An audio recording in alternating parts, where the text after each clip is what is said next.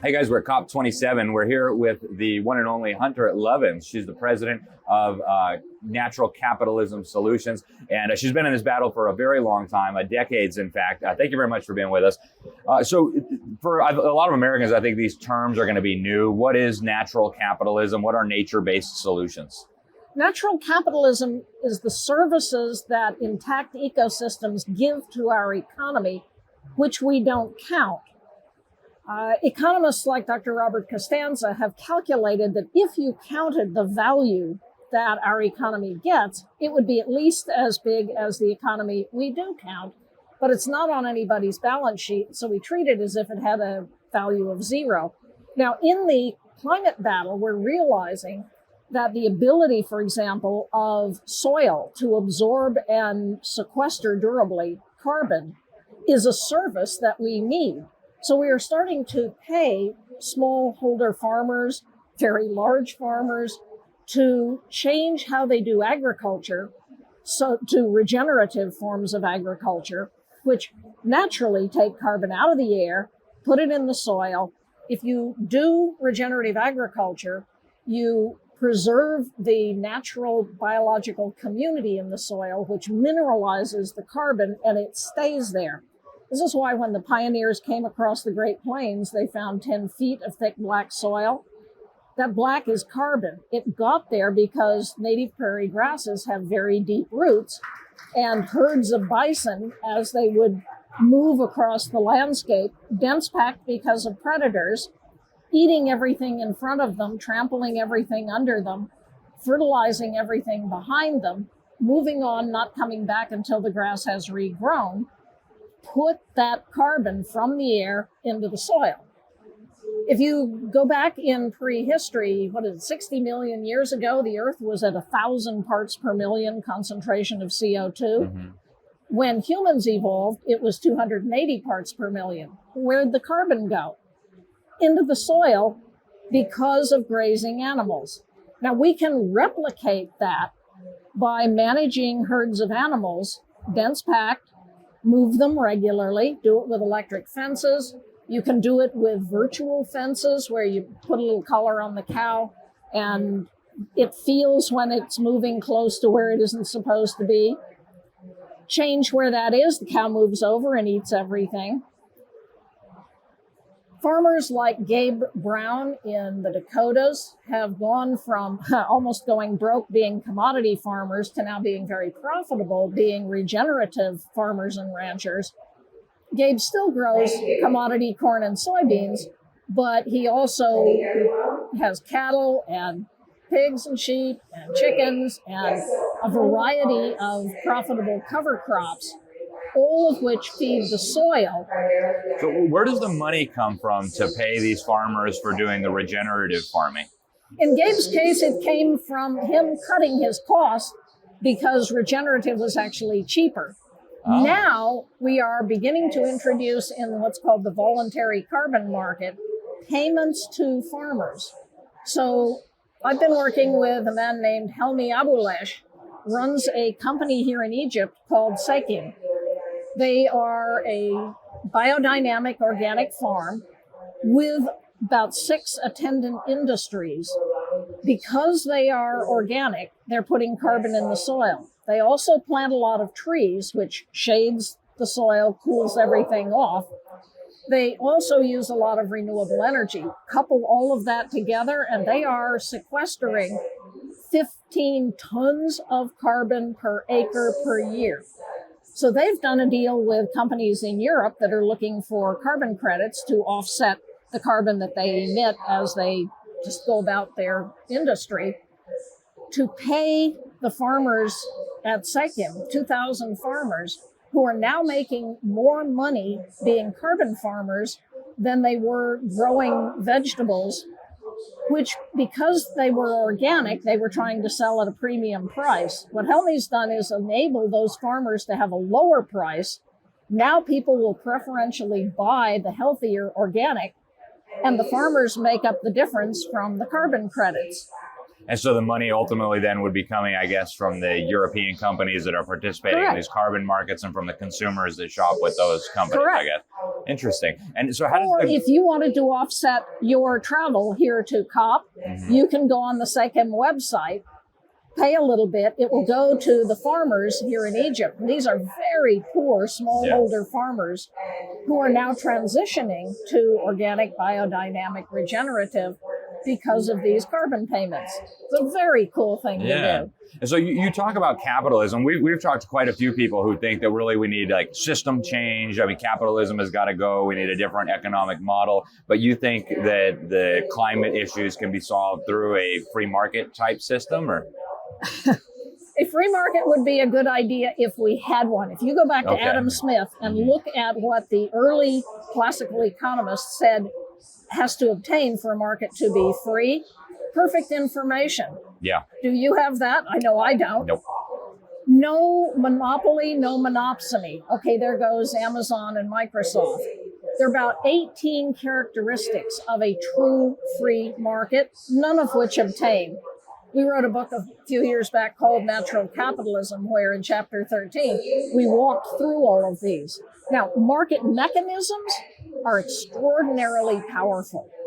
Capitalism's our middle name. I believe in entrepreneurs. I believe in business. I believe in the power of industry to solve problems at the speed of business.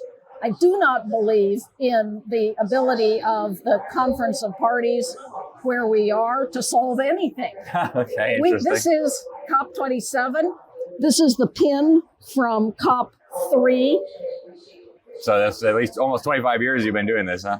30. Wow. In this time, emissions have doubled. Yeah.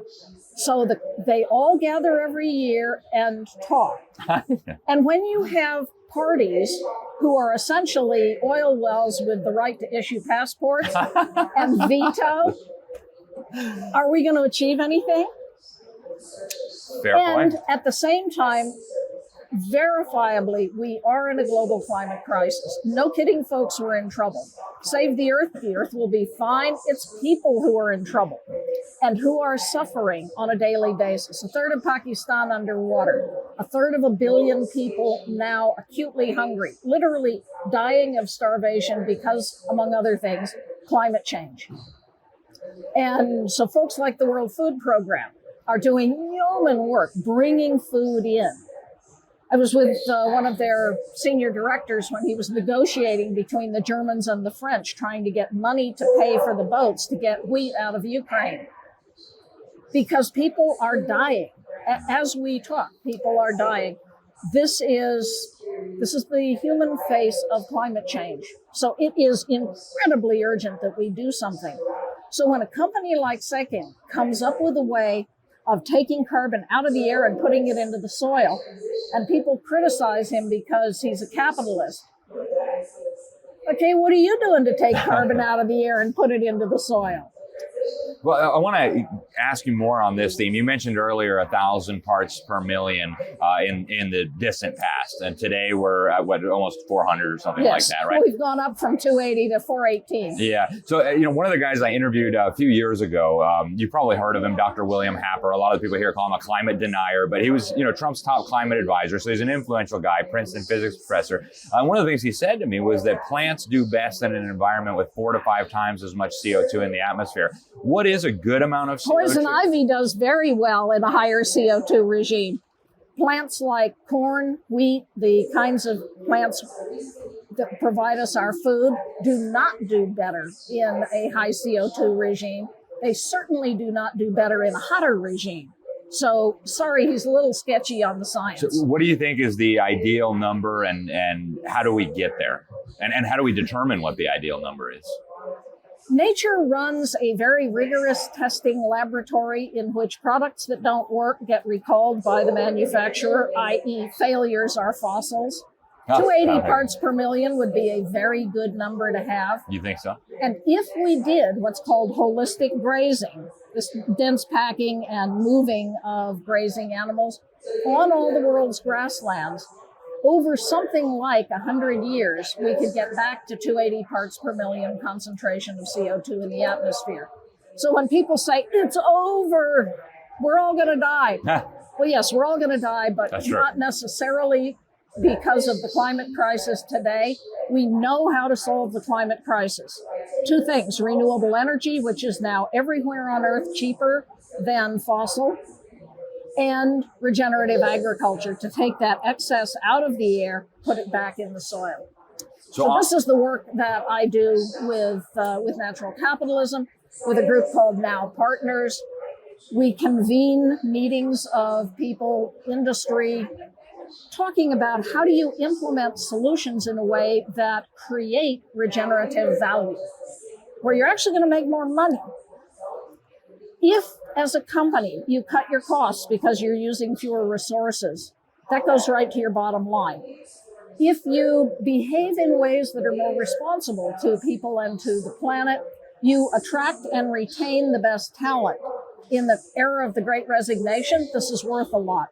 Once you have these people, if you enable them to implement more sustainable practices as part of their day job, they become more engaged. Gallup has shown that an engaged workforce gives you 24% higher productivity, 21% higher profitability. This goes right to your bottom line. You become more attractive to impact investors. There's about $71 trillion fixing to transfer from, in general, old white men to their kids, half of whom are women, all of whom are millennials or younger. They don't want to invest in what their granddad invested in. They only want to invest in clean companies. So again, a company that behaves responsibly is in a better position. It cuts your risks. It better enables you to do brand product differentiation, build brand equity, manage your supply chain. This is why Walmart went green. Trust me, it was not out of the goodness of their hearts. Yeah. They realized that by putting out the Walmart Sustainability Scorecard, they could better manage their supply chain and reduce the cost of distrust. That initiative cut in half the number of people who said, I will never shop at a Walmart. So put all of these together. Notice, no ice bears required. I haven't talked about polar bears. I haven't talked about morals or values, although those matter. But this is pure capitalism. You will make more money.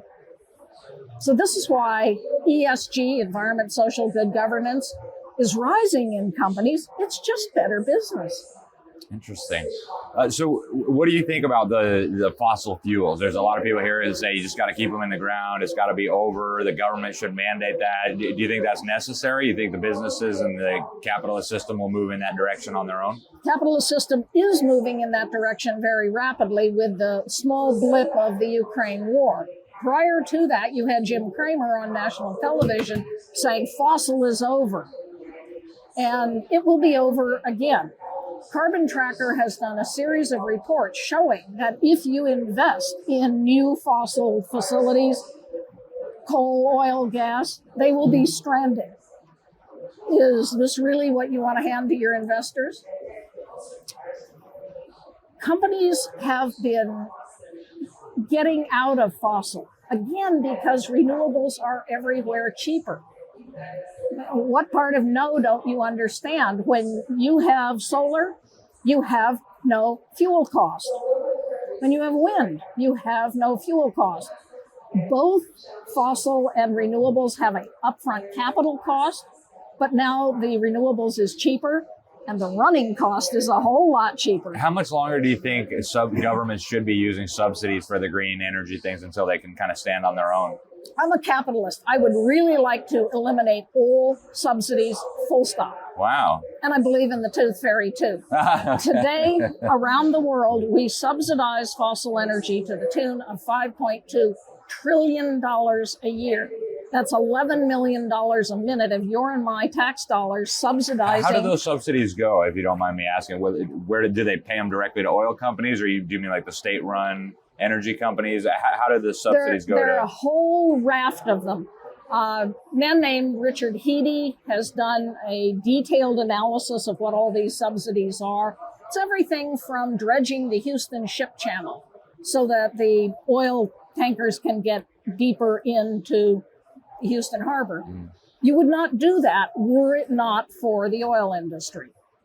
It is various laws that get away from clean air regulations. So you and I use our lungs as scrubbers, as opposed to requiring that the fossil companies put scrubbers on their facilities. Economists call these externalities. External to what? We all live on this little planet. And so now, because we are allowing fossil energy, something like 9 million people a year die of air pollution. Why are the Chinese going green? Again, not out of the goodness of their hearts. Well, they're building coal-fired power plants like by the hundreds right now. A lot fewer than they were. Because, again, renewables are cheaper and they can't breathe. If you've been in Beijing or Shanghai. It's horrific, yeah. And their people are dying and now starting to put pressure on the party to go green. China has written into its constitution that it will be the ecological civilization. That went in 2012. They are working on it at warp speed. China will bring on more renewables this year than the entire rest of the world. In 2018, in 3 months, China brought on more new renewables than 10 nuclear plants worth of capacity. They're transitioning as fast as they can. Now, they have a massive population. Yeah. They are dealing with the run-up in oil prices. So in the short term, coal makes sense for them. Same thing Germany's doing. In the short term, okay, run some coal plants. But in the long term, it's all over. There's a man named Tony Seba, Stanford professor, Silicon Valley entrepreneur, wrote a paper in 2014, Clean Disruption, where he said by 2030, inevitably for fundamental economic reasons, the world will be 100% renewable. So are these COPs necessary then? I mean, if we're moving in that direction, what is everybody doing here? What everybody is doing here is lulling everybody into a false sense that something is going to result from this. Okay. You almost sound like Greta. I think it's actually harmful Really? that these things are held. Now, me, I love it. I get to see all my buddies. This is the one time in the year we all get together, talk about the science, talk about what's happening.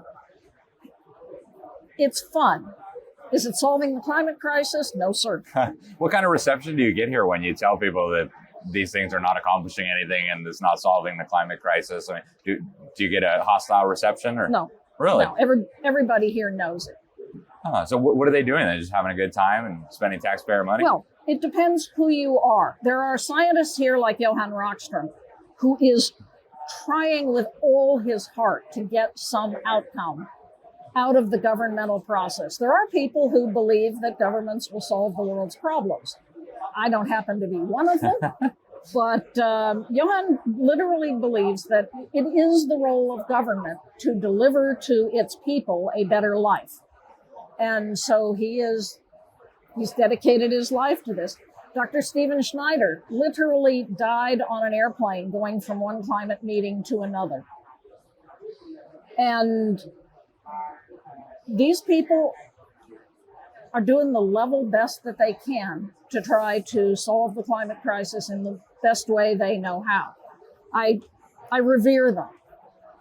There's a lot of pushback, I'm sure you've seen in the United States especially. I mean, just in the last few months, you've had like 19 state attorneys general. They open investigations into all these banks for hooking up with the UN and doing the ESG investing. And they're saying you shouldn't waste investor money on climate stuff. Fossil fuels are fine. In fact, some states have even pulled all Texas. their money. Yeah, in Oklahoma, West Virginia. What do you think about that? Are they just going to get left in the dust? Or? Yes. Yeah. Yes. ESG is better business. Again, no polar bears are required. When you pay attention to these aspects of what we call the integrated bottom line, you make more money. So a BlackRock is doing this.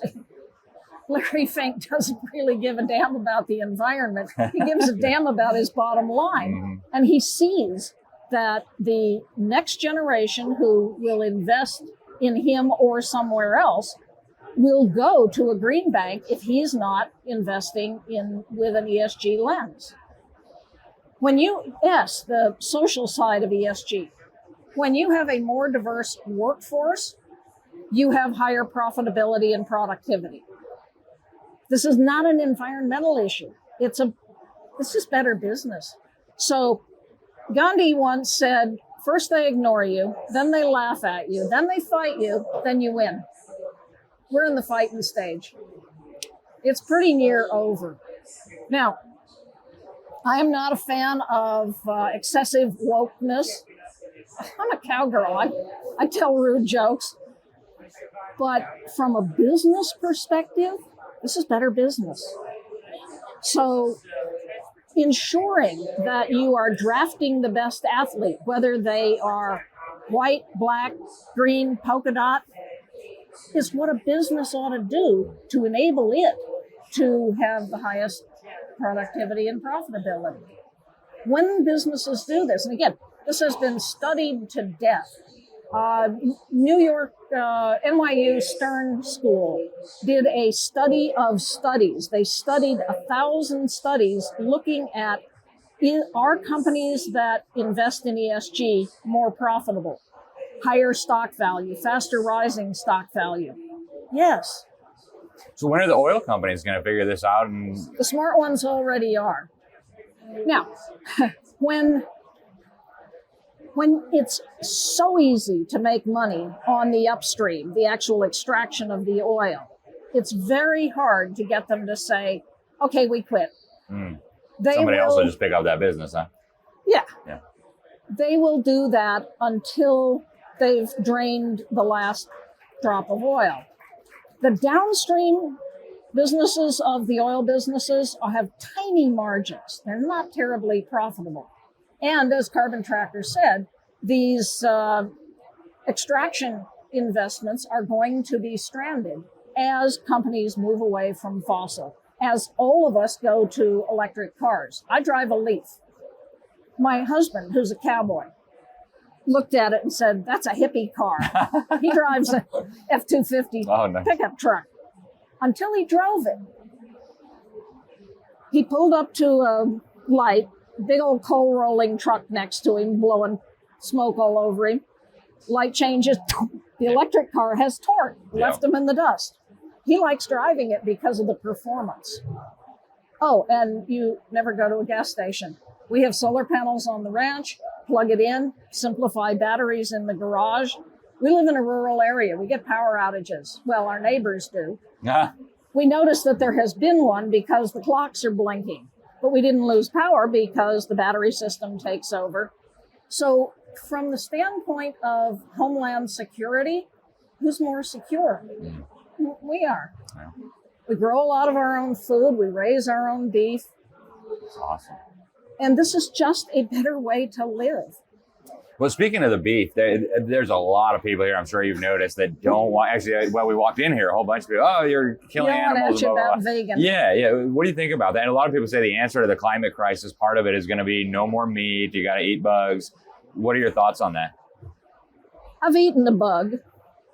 I actually won a bottle of wine eating a vine worm. Oh, gross. It was a very good bottle of wine. And this old boy was having at me, so he comes up with this big old wiggly worm and says, bet you a bottle of this, you won't eat the worm.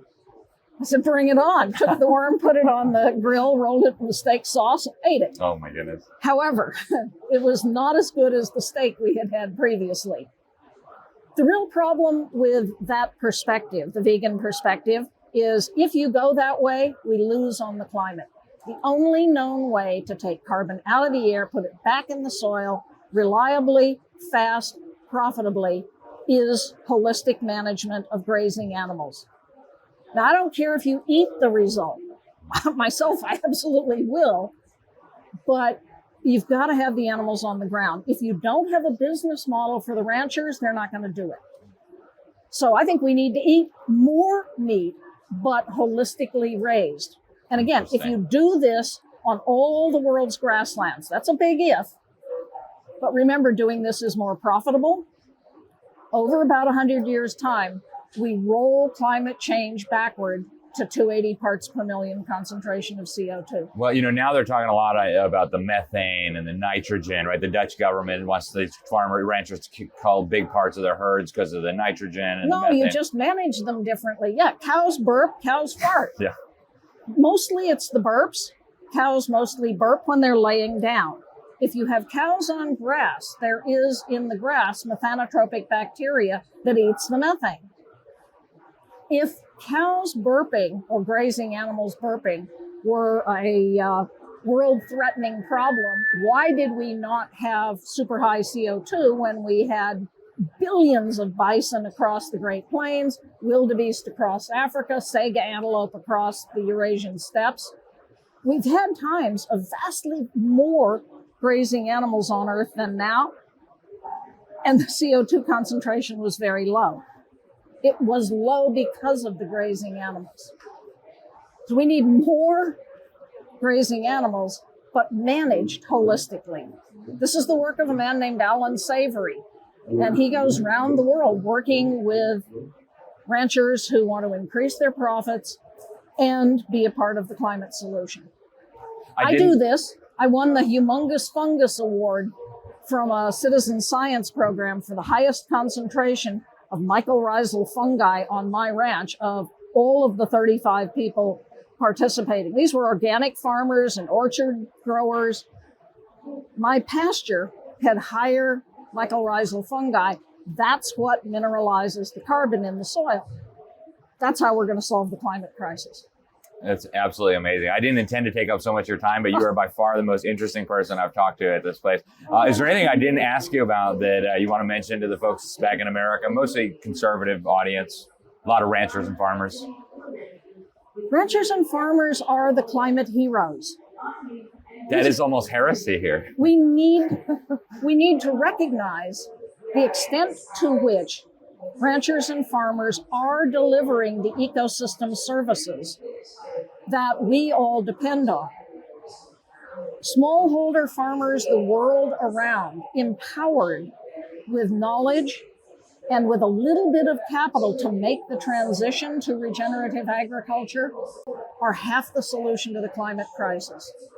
A brilliant guy in India named Vijay Kumar, who works with the landless farmers on less than an acre. He has shown them how to triple their production, increase revenues 80% by using the same approach of a guy named Gabe Brown in the Dakotas, I mentioned earlier.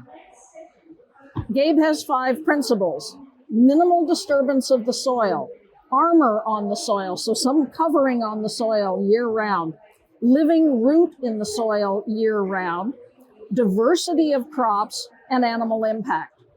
Vijay took those 5, added 4 more that are indigenous to India, including no poisons, no pesticides, herbicides, fertilizers.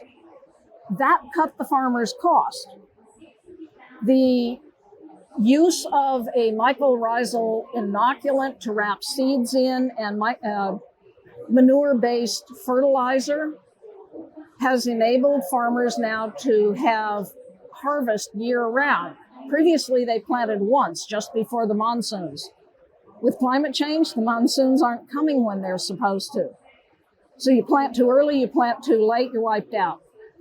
With Vijay's approach, you have produce year-round with no poison. So you have healthier farmers, healthier farm communities, richer farmers and farm communities. This is now spreading to millions of farmers across India. Here in Africa, Million Belay is doing essentially the same thing. He calls it agroecology. Same. Gates Foundation came in and said, we're going to convert you all to industrial agriculture. Big chemicals, machines. Failed. They promised they'd double production, failed. Million has shown how to double productivity using agroecology and increase the health of people in the villages. This is what lifts people out of poverty. When you do this, people stay home. They don't have to migrate to Europe. Migrants from Africa aren't much migrating to the US, but we do the same thing in Latin America. Help farmers stay on their land in Latin America. They're not going to head for our southern border. So this is the solution to a lot of the world's problems. Yeah.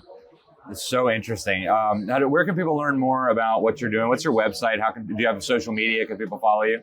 I am on Twitter. I think it's Lovins. www.natcapsolutions.org.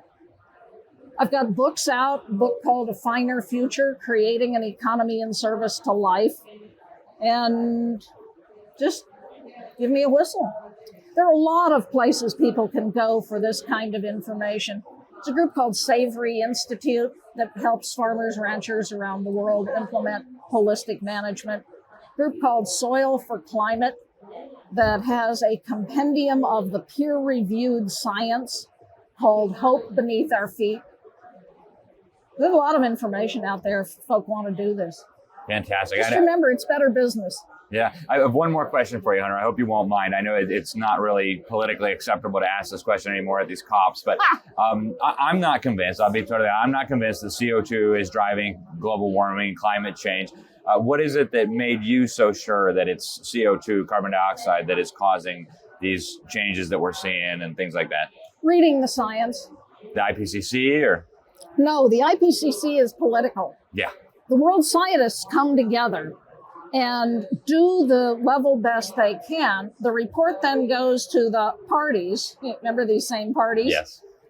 And they water it down, which is why the world has been getting these relatively unalarming reports out of IPCC until this last year when the scientists leaked their own report before the politicians got a hold of it.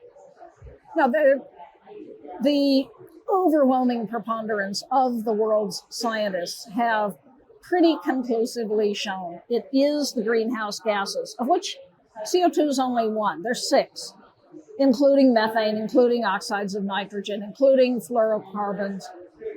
Put those all together, we have a climate crisis. And anybody who doesn't believe we have a climate crisis, you just read the news. Hurricanes in November, wildfires. We had a wildfire in Colorado, 30th of December, 1,000 homes lost because we had 115 mile an hour winds and no snow. 30th of December in Colorado, no snow. That's climate change. And I don't actually care what causes it. What I care about is how are we going to solve it? And how are we going to do that using capitalism, using business, using farmers, using working people.